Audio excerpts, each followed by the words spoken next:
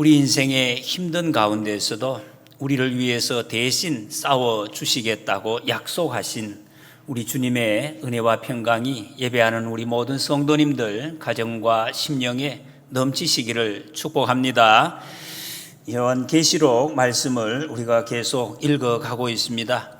자칫 이 계시록 말씀이 우리와는 좀 이렇게 거리가 있는 것처럼 느끼는 분들이 아직도 계시는 것 같습니다. 옛날 이야기, 또 이 계시록은 아주 핍박이 심각하던 막 사자밥이 되고 화형을 당하고 이런 시대에 위로를 주시는 말씀이지, 지금 사자도 없고 사자는 돈 주고 살려고 해도 없는데 화형도 없는데 이런 말씀이 우리에게 어떻게 적용이 될까라는 생각을 하시는 분들도 계십니다. 그러나 성경 말씀은 하나님의 말씀입니다. 진리의 말씀, 영원토록 변치 않는 어느 시대 어떤 사람에게도 그대로 적용되는 말씀. 당시에는 사자와 화형으로 나왔지만은 지금도 하나님을 사랑하고 하나님을 예배하고 주님의 말씀에 순종하는 것을 방해하는 우리의 마음을 어쩔 수 없도록 사자 앞에 화형대 앞에서 어쩔 수 없는, 선택의 여지가 없는, 답답하기만 하고 아프기만 한 그런 상황들이 지금도 우리 앞에 있습니다. 정말 우리를 무섭게 하는 우리 주변의 삶의 모든 그 요소들, 그럼에도 불구하고 주님은 여전히 나를 사랑하시고 우리를 위해서 영원한 이 나라를 준비하고 계신다는 그 사실, 이것이 우리나 또 그 당시에 초대교회 성도들의 상황이나 똑같다고 할 수가 있습니다. 이런 상황에서 이 말씀을 통해서 하나님이 주시는 큰 위로의 말씀이 우리 심령에 넘치시기를 소원합니다. 오늘 본문 말씀은 버가모 교회에 주시는 말씀입니다. 에베소에서 북쪽으로 한 55km 정도 떨어져서 지난 시간에 서머나 교회가 있어요. 서머나 교회에서 그 위쪽으로 또다시 한 100km 정도 올라가서 오늘 이 버가모 교회가 위치하고 있습니다. 해변에서는 한 20km 정도. 그러면서 이 아름다운 강, 카이쿠스 강이 흐르는 아주 구렁이 조금 올라간 너무나 아름다운 곳에 위치하고 있는 그 도시, 바로 이 버가모라는 도시였습니다. 아시아의 당시에 문화의 중심지로 알려져 있었습니다. 이곳에는 이 장서가 한 20여만 권이 되는 도서관이 위치를 하고 있었습니다. 굉장히 인본주의가 강력하게 이 분위기를 이루고 있는 곳, 문화가 아주 발달한 곳이었습니다. 지성주의가 이 판을 치는 그런 곳. 그래서 사람이 지식을 많이 알고 또 어떤 논리적인 표현을 하면 굉장히 좋은 사람, 훌륭한 사람으로 인정받는 곳, 그런 것이 사람들의 모든 삶을 지배하는 그런 곳이었습니다. 그리고 의학교가 있었습니다. 의사들을 길러내는 학교. 그러면서 이 신전이 있었는데 아스클레피우스라는 뱀신입니다. 지금 여러분 의사를 상징하는 의료, 이 십자가에다가 뱀을 이렇게 감고 올라가는 것이 여기에서 비롯이 되었습니다. 의사들이 많아서 그 당시에 모든 그 아시아 전역에서 환자들이 다 몰려들었다고 합니다. 여기서 의사를 통해서 치료를 받고 바로 옆에 있는 이 아스클레피우스라는 신전에 가서 기도하면 완전히 낫는다. 참 기가 막히죠, 여러분. 의사가 치료하고 여기 가서 신전에 기도하고, 그러니까 이게 무슨 육체를 치료하고 마음을 치료하는 전인 치료, 뭐 이런 치료법이 벌써 당시에 이렇게 실시가 되고 있는 이 놀라운 그런 도시였습니다. 거기다가 이 버가모에는 로마 제국의 행정 수도였습니다. 지금 우리나라에도 행정 수도가 어디에 위치되느냐, 지금 어떤 도시 굉장하잖아요. 땅값이 엄청 나고 거기에 뭐 경쟁률이 셉니다. 대단한 그 권세가 있습니다. 로마 그 제국 전 세계를 지배하고 있는 그 행정 수도였으니까 이 도시가 또 만만한 도시가 아니었습니다. 그래서 첫 번째 황제인 아우구스투스를 위한 신전이 제일 먼저 세워졌고, 두 번째, 세 번째 황제를 위한 신전도 가장 먼저 세워진 것이 바로 이것이에요. 벌써 이렇게 분위기가 느껴지잖아요. 황제 숭배의 중심지가 바로 이 버가모라는 도시였습니다. 그러니까 황제 숭배 위한 신전을 지으니까 당연히 정부에서 많은 지원도 받았습니다. 이 정부와 이 도시와의 그 이 끈끈한 연결은 그 어떤 도시를 따를 수 없는 이런 아주 강력한 힘을 가지고 있는, 세상적인 힘을 가지고 있는 도시가 버가모라는 도시입니다. 그래서 주님께서 13절에서 네가 어디에 사는지를 내가 안다. 거기는 사탄의 권자가 있는 데라 그랬습니다. 바로 이런 문화를 배경으로 하고 있습니다. 주님이 네가 어디에 사는지를 안다라고 말씀하십니다. 여러분, 우리 주님은 여러분이 지금 살고 있는 곳을 아십니다. 여러분의 그 집안, 분위기, 형편, 여러분이 일하고 있는 일터, 관계, 마음의 상태, 어떤 그 싸우는 그런 형편, 육체적인 형편, 영적인 형편을 다 보고 있다. 내가 네가 서 있는 곳을 다 안다. 그렇게 너무 답답해하지 마시기 바랍니다. 주님이 여러분이 서 계시는 곳을 알고 계십니다. 이 스무나 교회에서는 앞에서 사탄의 술책이 유대인들 같은 동족의 비방으로 나타났습니다. 여러분, 같은 동족이 다른 사람도 아니고 우리를 비방할 때 굉장히 고통스럽습니다. 이게 굉장히 치명적이죠. 그런데 사탄의 술책이 늘 같은 방법으로 나타나지는 않습니다. 사탄은 예수님 말씀처럼 이 세상의 임금입니다. 세상을 실제적으로 지배하고 다스리는 그 권세, 힘, 그것이 바로 사탄의 세력입니다. 사람들이 옆에서 비방하는 것은 사실 귀를 막으라고 그러잖아요. 한쪽 귀를 듣고 한쪽 귀를 흘리면 지나갈 수가 있습니다. 그런데 이 세상 권세, 실제적인 권세는 지나갈 수가 없는 것입니다. 황제가 세상의 권력을 가지고 핍박을 하면 이건 피할 길이 없다는 것입니다. 외면할 수가 없습니다. 이 법을 어기면 바로 반역자로 잡혀서 형벌이 가해집니다. 이 서머나에서는 황제 숭배하는 것을 가장 영향력 있게 했기 때문에 이것을 피할 길이 없습니다. 근데 황제 숭배하는 것이 그렇게 대단한 것이 아닙니다. 지난 시간에 우리가 말씀을 드렸습니다. 황제 그 신전에 가서 향을 피우는 것입니다. 그냥 향 던지면 됩니다. 던져놓고 그리고 입으로 말을 가이사는 주님이십니다. 마음이 없어도 돼요. 진실한 마음이 아니라 그 말만 한번 하고 오면 증명서를 줍니다. 아, 황제를 숭배한 사람이다. 그러면 그 다음부터는 자기 마음대로 어떤 신을 섬기든지 자유입니다. 그 자유권이 주어지는 거죠. 얼마나 간단합니까? 아니, 로마가 다스리는 로마 영토에서 살면서 그 간단한 거 그거 하나 못하나? 한번 해주고 그리고 마음대로 살면 되잖아요. 그래서 로마는 그것도 하지 못하는 사람들, 악질 반동 분자로 취급을 하고 잡아가서 사자 먹이로 던져주고 많은 사람들이 구경하는 곳에서 그래도 안 되면 화형을 시키고 그렇게 했다는 것입니다. 전승에 의하면 도미티아누스 황제가 버가모의 통치자에게 글리바라는 그 검을 주었다, 칼을 갖다가 왜 특별히 이 도시를 사랑하기 때문에, 왜 이 도시가 황제를 잘 숭배를 하기 때문에 그 칼을 주었다. 이 칼은 로마의 권세를 위임했다는 것이죠. 원래는 로마의 허락이 없이는 사람의 사형을 시킬 수가 없는데 이 도시에서는 이 칼을 가지고 마음껏 사형을 시키도록 해라, 이 권세를 주었다는 것이. 그런데 이 버가모에서는 버가모 통치자가 이 칼을 가지고 그리스도인들, 예수 믿는 사람들, 황제 숭배를 하지 않는 사람들을 죽이는 그 칼로 사용을 한 것입니다. 그래서 주님이 이렇게 말씀하십니다. 지금 12절에서 좌우에 날선 검을 가진 이가 이르시되, 그냥 칼이 아니. 이 버가모 도시인들이 이 말이 어떤 의미인지 알고 있습니다. 실제로 세상을 심판할 권세가 누구한테 있는지 한번 봐라. 세상을 지금 너희들은 이 통치자 사탄의 권자에서 나오는 세속적인 힘, 이것이 지금 이 버가모를 다스린 것 같은데 실제로는 그게 아니다. 진짜 심판의 주인이 누구인지를 곧 알게 될 것이다. 우리가 지금 하고 있는 것이 옳은 것인지 그런 것인지 세상이 판단하는 것 아니다. 세상이 옳은지 그른지를 우리 주님이 심판하신다. 그걸 지금 말씀하고 있습니다. 분명히 성경에 위배되는데, 하나님 말씀이 아닌데, 진리에서 완전히 빗나가고 있는데 세상이, 사탄의 권자가 법으로 정해놨습니다. 이거 어떡합니까? 법을 지킬 수도 없고 안 지킬 수도 없고. 이게 성도의 딜레마입니다. 한 시대에. 지금 우리나라 코로나 상황에서 정부가 이 방역법을 정해가지고 교회 예배를 제한하고 있습니다. 아주 그 헌법을 위배하고 또 공평하지 못한 그런 법적인 제재를 가하고 있습니다. 감염병 예방을 위해서 방역 조치를 취하는 것 얼마든지 철저하게 우리는 다 협력하고 감당을 해야 됩니다. 근데 정부가 그 어떤 사람도 세상의 사람이 예배를 드리라 말라 할 수 있는 그런 존재는 이 땅에 없습니다.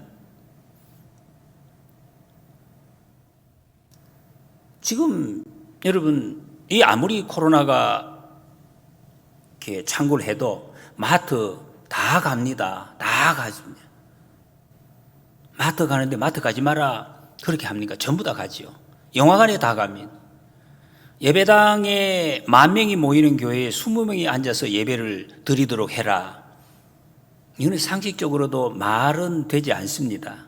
이런 일을 정부에서는 법을 정해놓고 이제 실시를 하고 있는 것이죠. 이거 어떻게 해야 되는 것인가?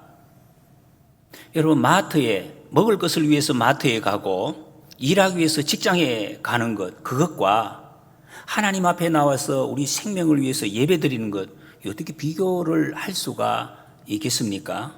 차라리 마트에 안 가도 우리는 예배 자리에 나와서 예배를 드려야 하는 것이 맞는 것 아닙니까? 여러분 우리가 예배하는 것이 강제로 여러분 동원이 됐습니까? 예배하는 사람 그런 사람은 없습니다. 생명의 주인이신 하나님 앞에 당연히 마땅히 자발적으로 나와서 하나님을 예배하는 것입니다. 예배 모임에서 방역 수칙을 지키느냐 지키지 않느냐 이것은 별개의 문제입니다. 이런 실제적인 문제가 지금 우리 눈앞에 있습니다.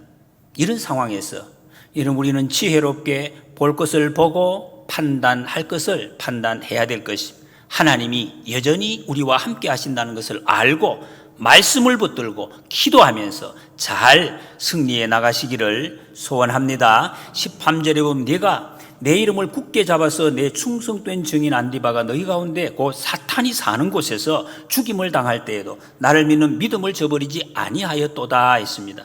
지금 사탄의 권자가 있는데 그곳에서 버가모 교회가 박해받지 않을 수가 없습니다. 사탄은 하나님과 반대 말씀을 거스리게 법을 정해놓고 하기 때문에 박해를 받지 않을 수가 없는 상황이 되었습니다. 그런데 그런 와중에서도 버가모 교인들은 하나님의 말씀을 굳게 붙잡았다 그랬습니다. 굳게 붙잡았습니다. 안디바가 이 사람이 죽임을 당할 때에도 주님을 믿는 믿음을 저버리지 않았다 그랬습니다. 안디바가 누구냐? 여러분 여기 보면은 터툴리안이라는 당시에 카르타고 출신의 교부가 있었는데 이분이 아주 유명한 이야기를 했습니다.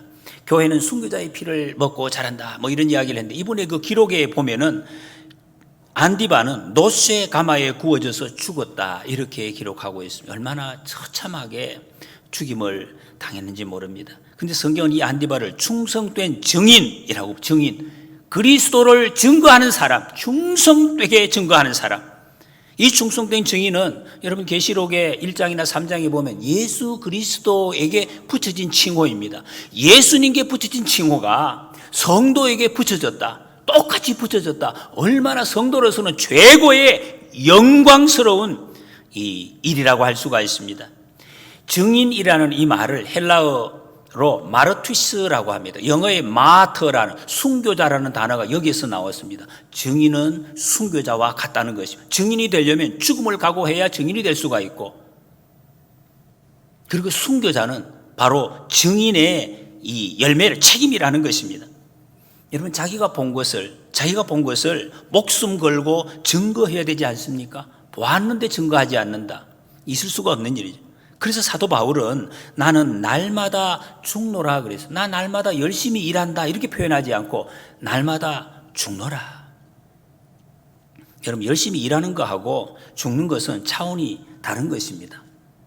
다르죠. 죽지 않는 곳은 열매가 없습니다. 예수님이 말씀하셨잖아요. 한 알에 이 일알이 죽어야 열매가 맺는다. 안 죽는데 어떻게 열매가 맺습니까? 오래 참는 것하고 여러분 오래 참는 거 많이 오래 참는 분 계시죠? 참는 거하고 내 자존심이 완전히 죽는 거하고는 그 차원이 다른 거예요. 하나님의 일을 하는 사람은 죽어야 한다는 것입니다. 죽도록 충성하라. 죽는 것처럼 하는 것이에요. 충성하다가 죽는 것이죠, 완전히.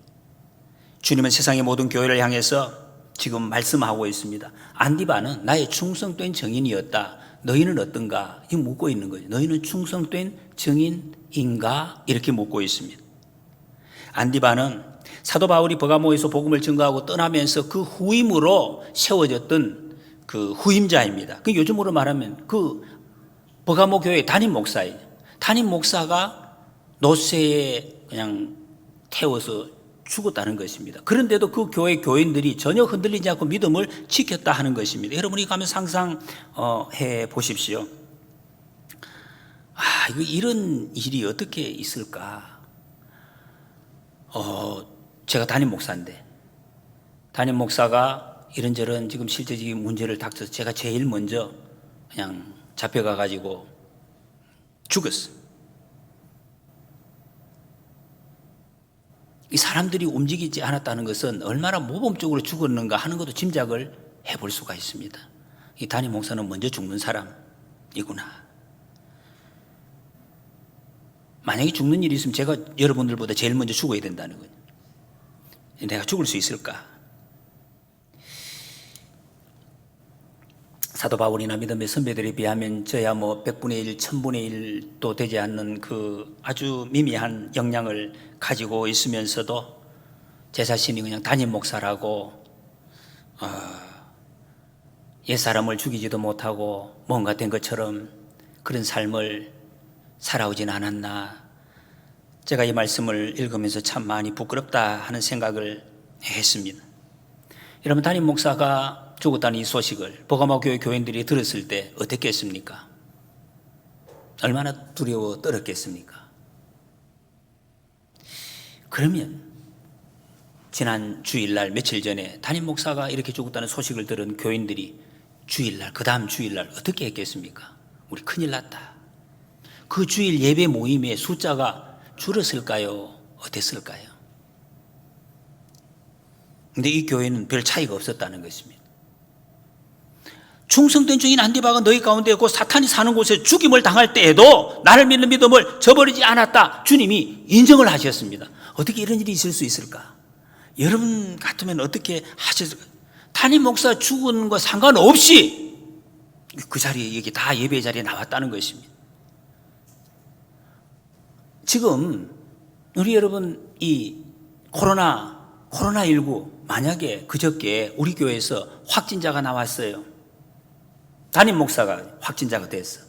그러면 이 주일날 여기 여러분 나오셨을까요? 안 나오셨을까요?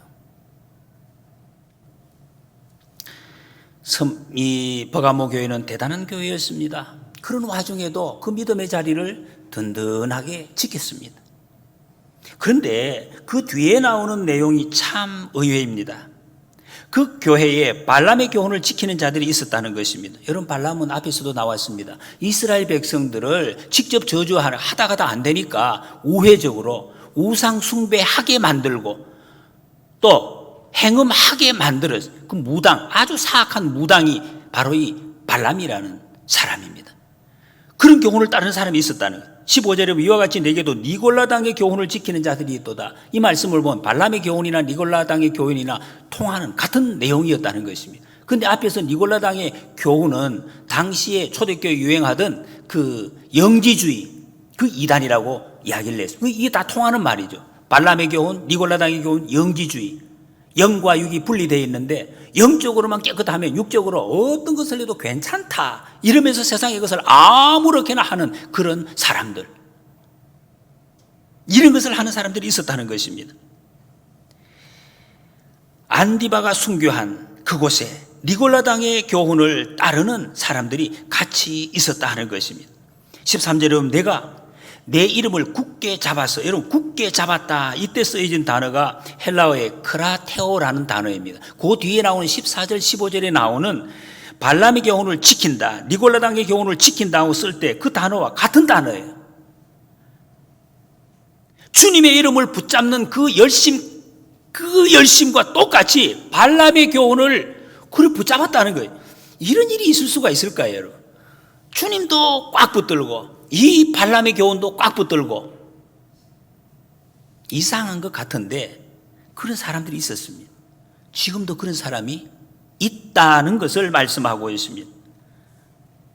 버가모 교회 교인들은 안디바가 죽는 것을 보면서도 황제 숭배, 나 안 한다, 단호하게 거부하고 믿음을 지킨 사람들, 그런데도 그 사람들 중에 발람의 교훈을 지키는 사람이 있어. 이게 어떻게 가능한가? 이렇게 생각했다는 거죠. 나는 황제 숭배 안 합니다. 황제만 숭배 안 하면 다른 것은 섬겨도 괜찮다. 내가 황제 숭배 안 했는데, 아니 이렇게 황제 숭배 안 했는데 이거 뭐 좀 가지고 간다고 이게 무슨 문제냐, 이렇게 생각하는 사람들이 있었다는. 근데 주님은 그것을 아주 대단한 잘못이라고 말씀하십니다. 이 버가모 교회는 외부의 핍박은 견뎠는데 내부에서 나오는 그 거짓 유혹에 지금 미혹되고 있었습니다. 그래서 14절에 보면 그러나 내게 두 가지 책망할 것이 있다. 거기 내게 발람의 교훈을 지키는 자들이 이 또 다, 만약 이 말씀을 지금 했을 때 이 교인들이 어떻게 생각했을까요? 아니 주님, 그럴 리가 있습니까?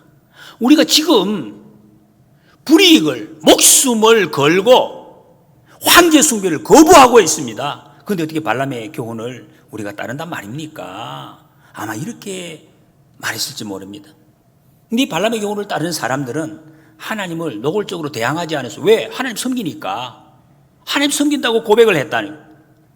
아니 우리가 뭐 이런 일 정도 좀 한다고 해서 이것이 황제 숭배 거부도 했는데 하나님 섬기는 것과 무슨 상관이 있는가, 이렇게 생각을 했다는 것입니다. 여러분, 이것은 우리가 좀 깊이 묵상을 해봐야 할 말씀입니다.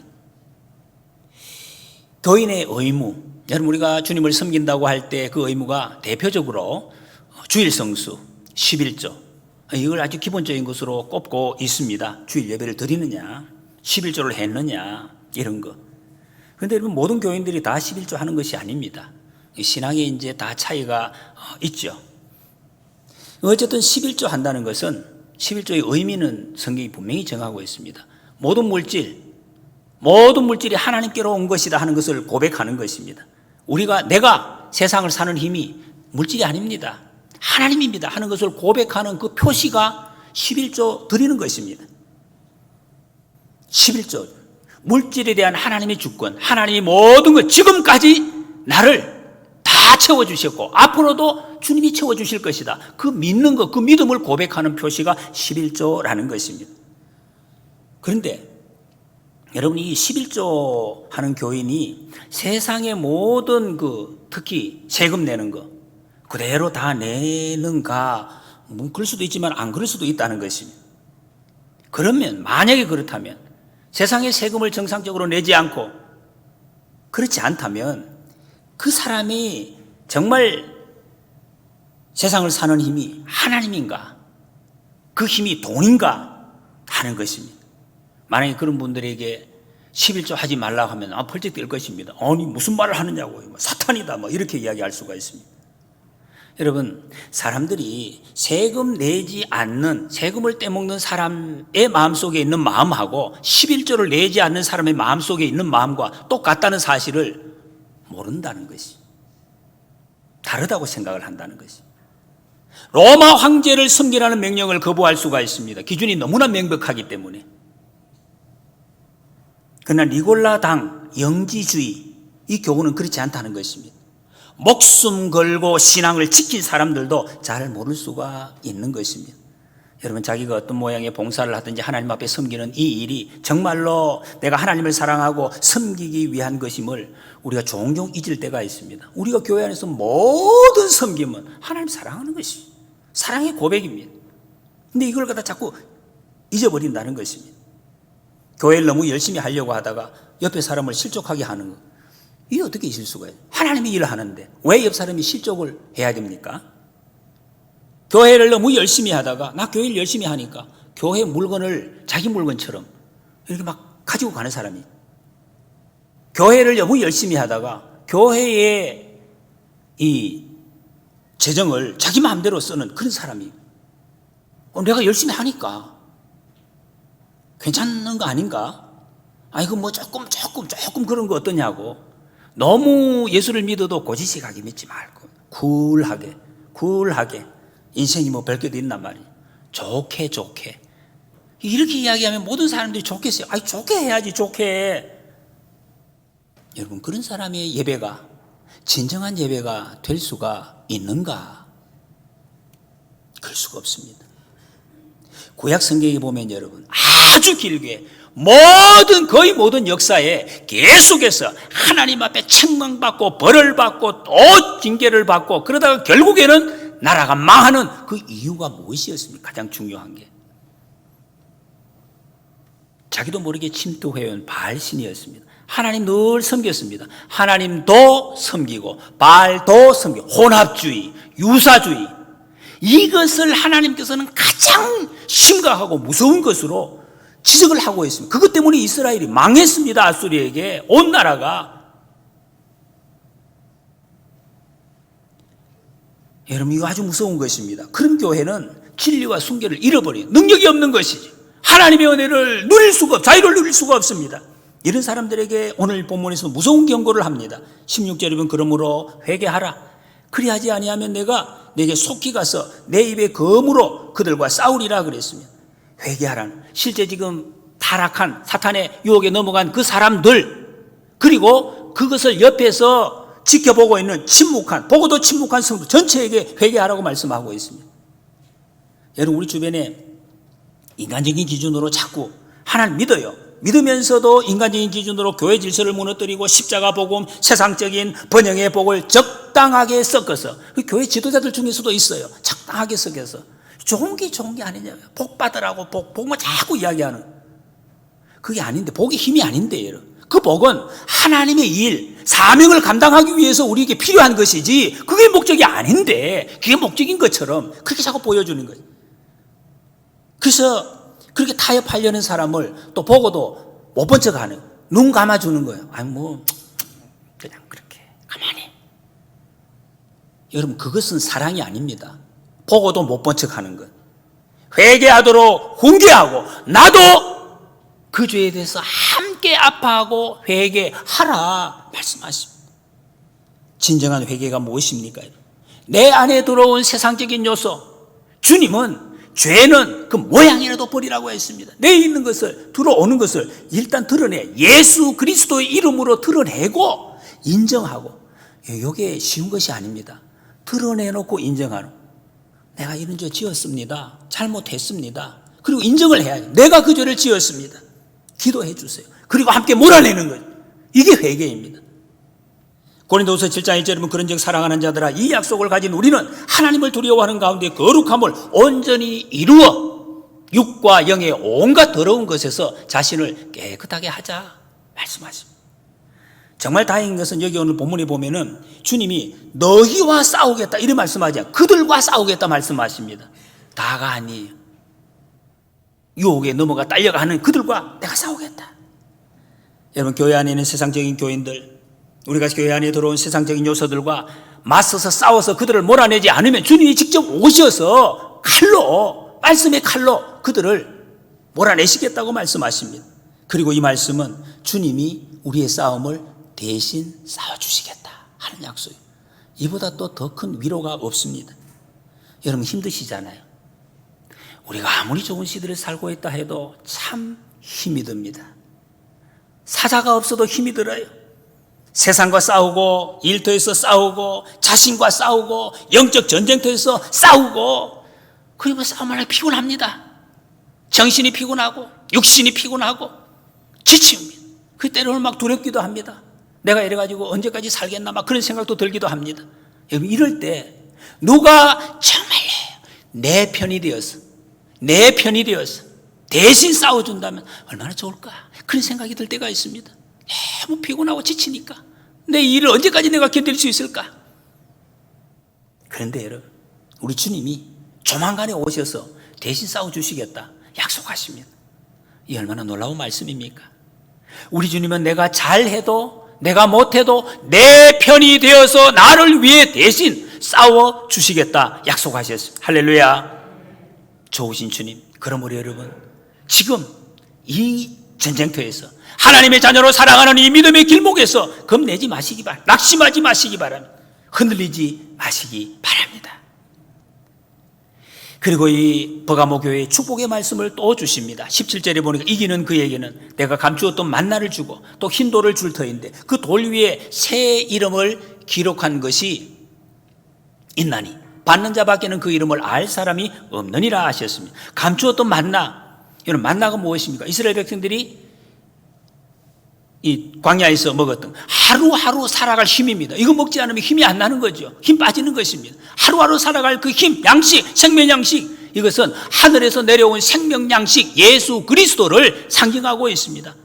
믿음의 승리자들에게 육신의 떡이 아니라 떡 죽게 해, 생명의 양식 예수 그리스도를 직접 주시겠다. 예수님 우리의 양식이 되어서 주시겠다는 것입니다. 여러분 예수님을 우리 속에 담으면 힘 얻는다. 생명의 양식, 살아나고 허겨진 우리의 육신과 영혼이 새 힘을 얻고 지친 영혼이 회복되는 생명 양식, 그걸 주시겠다는 예수님 안에 여러분 우리 진정한 쉼과 회복이 있는 줄 믿습니다. 그리고 흰 돌을 주시겠다. 이 흰 돌은 당시에 파티에 연회에 참석할 수 있는 그 표시입니다. 이게 초청장과 같은 역할을 하는 것입니다. 여러분 우리는 주님이 베푸시는 천국 잔치에 참여할 사람, 이걸 갖다 주시겠다는 흰 돌. 이걸 가진 사람은 예수님을 통해서 하나님을 친히 만나 배울 수, 영광의 주님을 배울 수 있는 그 자리에 우리를 들어가게 뭐 어떻게 이걸 우리가 상상할 수가 있겠습니까? 얼마나 세상의 모든 것이 다 해결이 되고 위로를 받는, 채용을 받는 그 자리에 우리를 있게 하시겠다 말씀하세요. 그리고 그 흰 돌에 새 이름이 기록되어 있다고 했습니다. 이 새 이름, 지금 우리가 사용하는 이규정 뭐 이런 이름이 아니라 다른 새 이름. 여러분 지금도 보면은 사랑하는 사람들끼리 이렇게 이름을, 요즘은 여러분 뭐 이렇게 SNS 하잖아요. 거기 보면 자기 이름을 갖다가 뭐 이게 다른 이름을 막 적어 놓은 사람들이 있어요. 자기 사랑하는 남자가 뭐 여자를 나의 천사 뭐 이렇게 뿅뿅 적어 놓은 사람도 있더라고. 그게 둘이만 하는 거예요. 다른 사람들은 이 이름을 몰라요. 어떻게 부르는지. 그렇게 부르는.